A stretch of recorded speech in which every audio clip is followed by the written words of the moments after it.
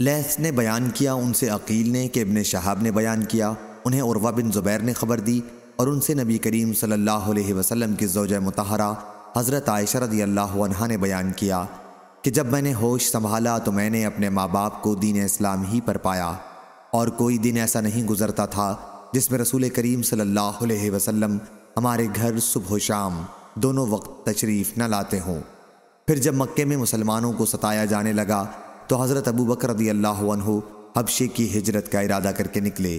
جب آپ مقام برگ الغمات پر پہنچے تو آپ کی ملاقات ابن دغنہ سے ہوئی جو قبیلہ قارہ کا سردار تھا۔ اس نے پوچھا، ابو بکر رضی اللہ عنہ کہاں کا ارادہ ہے؟ انہوں نے کہا کہ میری قوم نے مجھے نکال دیا ہے، اب میں نے ارادہ کر لیا ہے کہ ملک ملک کی سیاحت کروں اور آزادی کے ساتھ اپنے رب کی عبادت کروں گا۔ ابن دغنہ نے کہا، لیکن ابو بکر تم جیسے انسان کو اپنے وطن سے نہ خود نکلنا چاہیے اور نہ اسے نکالا جانا چاہیے۔ تم محتاجوں کی مدد کرتے ہو، صلہ رحمی کرتے ہو، بے کسوں کا بوجھ اٹھاتے ہو، مہمان نوازی کرتے ہو اور حق پر قائم رہنے کی وجہ سے کسی پر آنے والی مصیبتوں میں اس کی مدد کرتے ہو۔ میں تمہیں پناہ دیتا ہوں، واپس چلو اور اپنے شہر ہی میں اپنے رب کی عبادت کرو۔ چنانچہ وہ واپس آ گئے اور ابن دغنہ بھی آپ کے ساتھ واپس آیا۔ اس کے بعد ابن دغنہ قریش کے تمام سرداروں کے یہاں شام کے وقت گیا اور سب سے اس نے کہا کہ ابو بکر رضی اللہ عنہ جیسے شخص کو نہ خود نکلنا چاہیے اور نہ اسے نکالا جانا چاہیے۔ کیا تم ایسے شخص کو نکال دو گے جو محتاجوں کی امداد کرتا ہے، صلہ رحمی کرتا ہے، بے کسوں کا بوجھ اٹھاتا ہے، مہمان نوازی کرتا ہے اور حق کی وجہ سے کسی پر آنے والی مصیبتوں میں اس کی مدد کرتا ہے؟ قریش نے ابن دغنہ کی پناہ سے انکار نہیں کیا، صرف اتنا کہا کہ ابو بکر رضی اللہ عنہ سے کہہ دو کہ اپنے رب کی عبادت اپنے گھر کے اندر ہی کیا کریں، وہیں نماز پڑھیں اور جو جی چاہے وہیں پڑھیں، اپنی عبادات سے ہمیں تکلیف نہ پہنچائیں، اس کا اظہار نہ کریں کیونکہ ہمیں اس کا ڈر ہے کہ کہیں ہماری عورتیں اور بچے اس فتنے میں نہ مبتلا ہو جائیں۔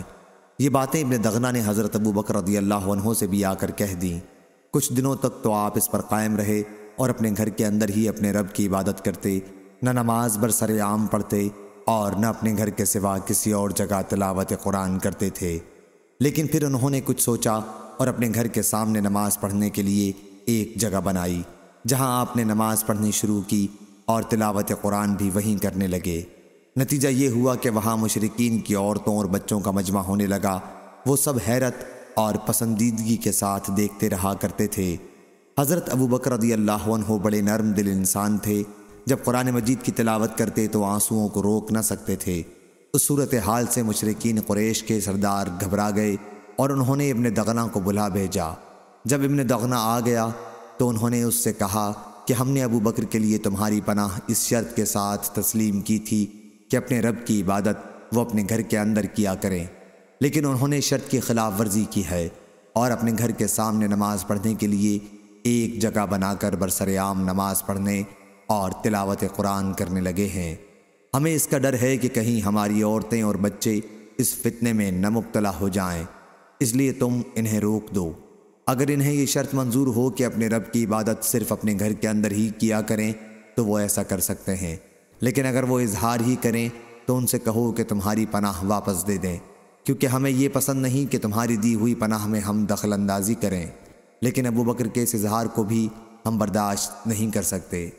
حضرت عائشہ رضی اللہ عنہا نے بیان کیا کہ پھر ابن دغنہ ابو بکر رضی اللہ عنہ کے یہاں آیا اور کہا کہ جس شرط کے ساتھ میں نے آپ کے ساتھ عہد کیا تھا وہ آپ کو معلوم ہے، اب یا آپ اس شرط پر قائم رہیے یا پھر میرے عہد کو واپس کیجیے، کیونکہ یہ مجھے گوارا نہیں کہ عرب کے کانوں تک یہ بات پہنچے کہ میں نے ایک شخص کو پناہ دی تھی لیکن اس میں قریش کی طرف سے دخل اندازی کی گئی۔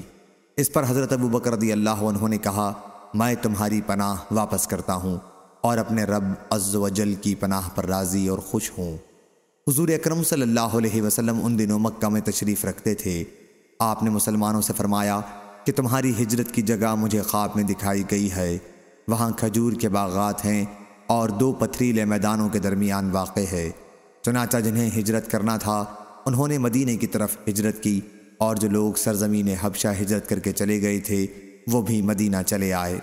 حضرت ابو بکر رضی اللہ عنہ نے بھی مدینہ ہجرت کی تیاری شروع کر دی، لیکن حضور صلی اللہ علیہ وسلم نے ان سے فرمایا کہ کچھ دنوں کے لیے توقف کرو، مجھے توقع ہے کہ ہجرت کی اجازت مجھے بھی مل جائے گی۔ ابو بکر رضی اللہ عنہ نے عرض کیا، کیا واقعی آپ کو بھی اس کی توقع ہے؟ میرے ماں باپ آپ پر فدا ہوں۔ حضور صلی اللہ علیہ وسلم نے فرمایا کہ ہاں۔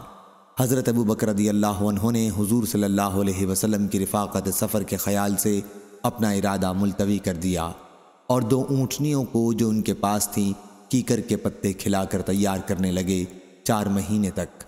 ابن شہاب نے بیان کیا، ان سے عروہ نے کہ حضرت عائشہ رضی اللہ عنہا نے کہا، ایک دن ہم ابو بکر رضی اللہ عنہ کے گھر بیٹھے ہوئے تھے، بھری دوپہر تھی کہ کسی نے حضرت ابو بکر رضی اللہ عنہ سے کہا، رسول اللہ صلی اللہ علیہ وسلم سر پر رومال ڈالے تشریف لا رہے ہیں۔ حضور کا معمول ہمارے یہاں اس وقت آنے کا نہیں تھا۔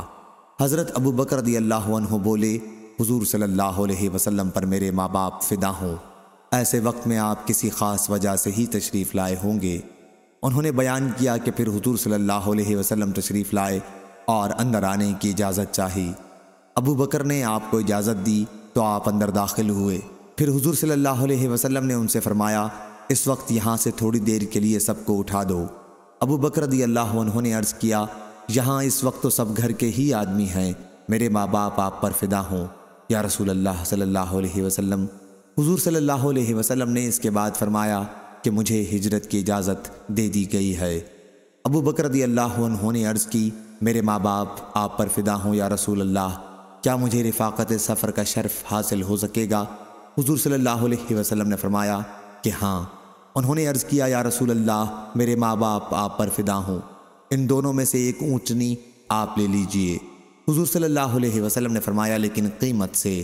حضرت عائشہ رضی اللہ عنہا نے بیان کیا کہ پھر ہم نے جلدی جلدی ان کے لیے تیاریاں شروع کر دیں اور کچھ توشہ ایک تھیلے میں رکھ دیا۔ اسماء بنت ابی بکر رضی اللہ عنہا نے اپنے پٹکے کے ٹکڑے کر کے تھیلے کا منہ اس سے باندھ دیا اور اسی وجہ سے ان کا نام ذات طاق پٹکے والی پڑ گیا۔ عائشہ رضی اللہ عنہا نے بیان کیا کہ پھر رسول اللہ صلی اللہ علیہ وسلم اور ابو بکر رضی اللہ عنہ نے جبل ثور کے غار میں پڑاؤ کیا اور 3 راتیں وہیں گزاریں۔ عبداللہ بن ابی بکر رضی اللہ عنہ رات وہیں جا کر گزارا کرتے تھے۔ یہ نوجوان بہت سمجھدار تھے اور ذہین بے حد تھے۔ سحر کے وقت وہاں نکل آتے اور صبح سویرے ہی مکے پہنچ جاتے، جیسے وہیں رات گزری ہو۔ پھر جو کچھ یہاں سنتے اور جس کے ذریعے ان حضرات کے خلاف کارروائی کے لیے کوئی تدبیر کی جاتی تو اسے محفوظ رکھتے، اور جب اندھیرا چھا جاتا تو تمام اطلاعات یہاں آ کر پہنچاتے۔ ابو بکر رضی اللہ عنہ کے غلام عامر بن فہیرہ رضی اللہ عنہ آپ ہر 2 کے لیے قریب ہی دودھ دینے والی بکری چرایا کرتے تھے، اور جب کچھ رات گزر جاتی تو اسے غار میں لاتے تھے۔ آپ اسی پر رات گزارتے۔ اس دودھ کو گرم لوہے کے ذریعے گرم کر لیا جاتا تھا۔ صبح منہ اندھیرے ہی عامر بن فہیرہ رضی اللہ عنہ غار سے نکل آتے تھے۔ ان 3 راتوں میں روزانہ کا ان کا یہی دستور تھا۔ حضرت ابو بکر رضی اللہ عنہ نے بنی دیل جو بنی عبد بن عدی کی شاخ تھی کہ ایک شخص کو راستہ بتانے کے لیے اجرت پر اپنے ساتھ رکھا تھا۔ یہ شخص راستوں کا بڑا ماہر تھا۔ آل عاص بن وائل سہمی کا یہ حلیف بھی تھا اور کفار قریش کے دین پر قائم تھا۔ ان بزرگوں نے اس پر اعتماد کیا اور اپنے دونوں اونٹ اس کے حوالے کر دیے۔ قرار یہ پایا تھا کہ 3 راتیں گزار کر یہ شخص غار ثور میں ان سے ملاقات کرے۔ چنانچہ تیسری رات کی صبح کو وہ دونوں اونٹ لے کر آ گیا۔ اب عامر بن فہیرہ رضی اللہ عنہ اور یہ راستہ بتانے والا ان حضرات کو ساتھ لے کر روانہ ہوئے ساحل کے راستے سے ہوتے ہوئے۔ صحیح بخاری حدیث نمبر 3905۔